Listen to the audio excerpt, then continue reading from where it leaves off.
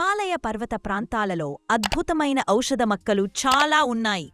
ఇవి ఎన్నో ప్రాణాంతకమైన వ్యాధులను సైతం తగ్గిస్తాయి. గులేబకావలి కథ అనే తెలుగు సినిమా స్టోరీ మొత్తము గులేబకావలి పువ్వు చుట్టూ అల్లినదే.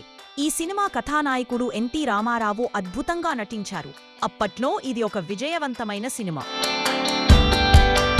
ఇది ఒక ఔషధ పువ్వు. లిల్లీ పువ్వును పోలి ఉండే గులేబకావలి మొక్కలు హిమాలయ పరిసర ప్రాంతాలలో ఎక్కువగా పెరుగుతాయి.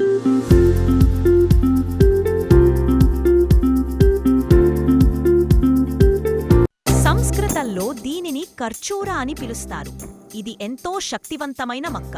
గులేబకావలి పువ్వులు ఆయుర్వేద వైద్యంలో అద్భుతంగా ఉపయోగపడతాయి. ముఖ్యంగా గుండె, క్యాన్సర్ జబ్బులను తగ్గించడంలో ఇవి ఎంత బాగా ఉపయోగపడతాయంటే మాటలలో చెప్పలేం. రక్తనాళంలో చేరిన కొలెస్టరాల్ను కరిగించగలిగిన శక్తి ఈ పువ్వుకు ఉంది. దీనిని వాడితే గుండె, రక్తనాళాల జబ్బులు తగ్గుముఖం పడతాయి. జీర్ణకోశ వ్యాధులకు ఇవి బాగా ఉపయోగపడతాయి. క్యాన్సర్ల నిరోధించే లక్షణాలు ఇందులో పుష్కలంగా ఉన్నాయి. ఈ పువ్వులను కషాయంగా చేసుకుని తాగితే క్యాన్సర్ రోగులకు ఇది కీమోథెరపీ ట్రీట్మెంట్లా పనిచేస్తుంది.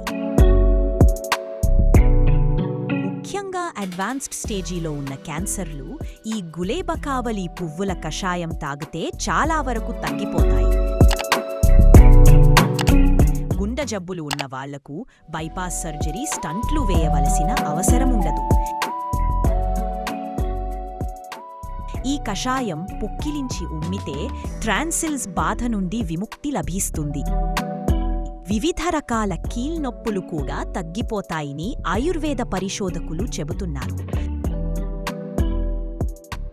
ప్రాణాంతక జబ్బులను తగ్గించే అద్భుత ఔషధాలు ఉన్న ఈ గులేబకావలి పువ్వుల వాడకం అన్ని విధాల